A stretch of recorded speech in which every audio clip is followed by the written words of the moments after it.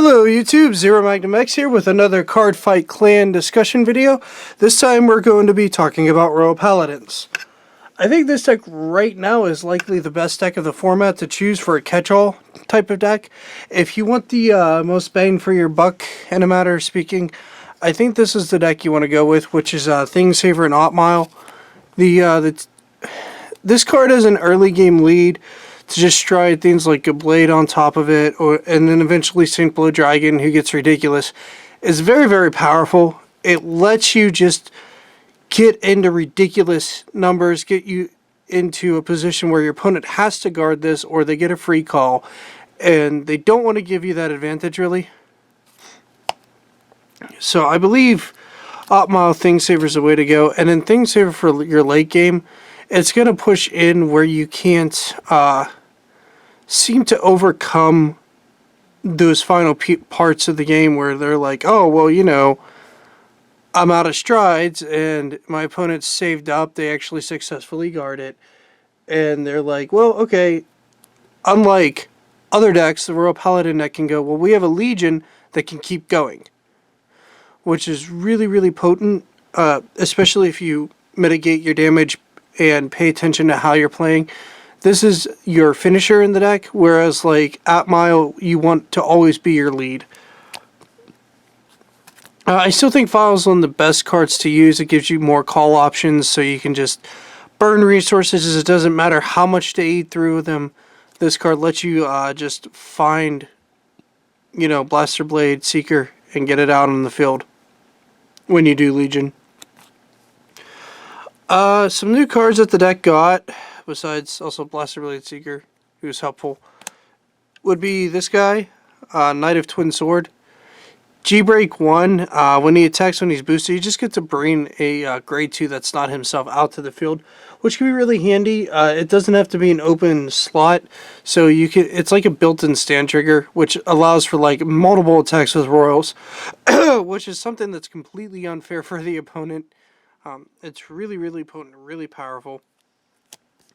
To help generate soul, we have, you know, good old Margle to pay for more counterblasts or soul blasts for Thingsaver. Make sure you keep your restanding going.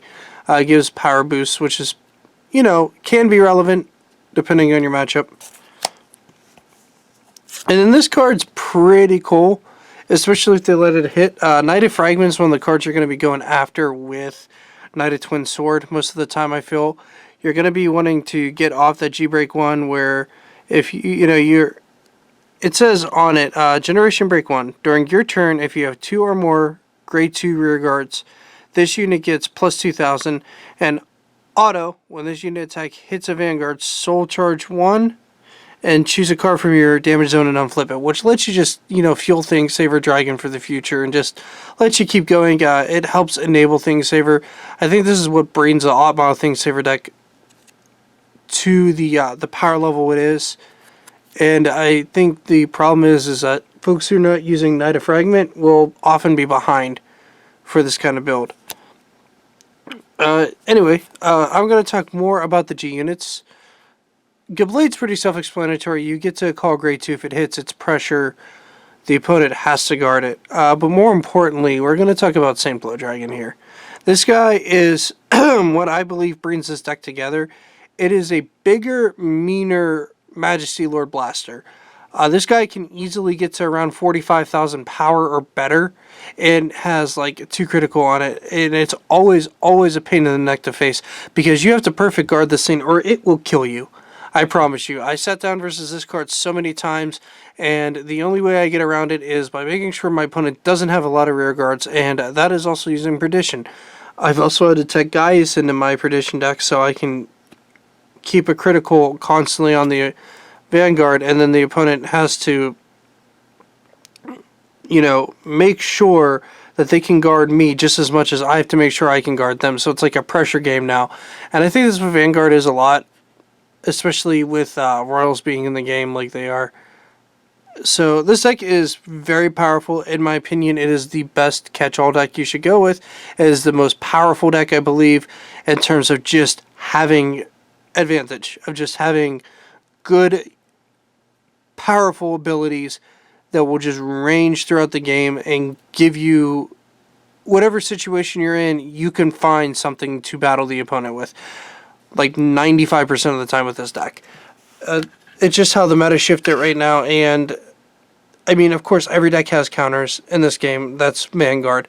But I believe that this is the safe top meta deck that you want to go with if you're going to go to an ARG event or anything like that.